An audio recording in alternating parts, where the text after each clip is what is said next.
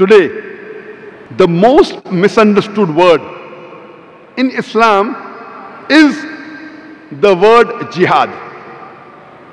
It is not only misunderstood by the non-Muslims, it's even misunderstood by the Muslims. Most of the non-Muslims, as well as Muslims, think that any war fought by any Muslim for any reason, whether it be for personal gain, whether it be for fame, whether it be for name, whether it be for region, whether it be for wealth, whether it be for power, is called as jihad. Jihad does not mean any war fought by any Muslim, whether it be for name, for fame, for wealth, for power, for region. Jihad is an Arabic word which is derived from the Arabic word jahada, which means to strive, which means to struggle.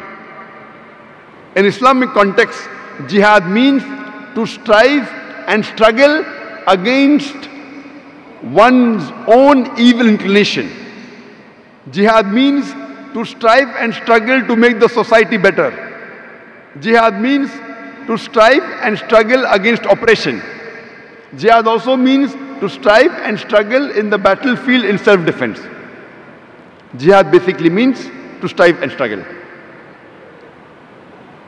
If a student is striving and struggling to pass in the examination, in Arabic we say he is doing jihad.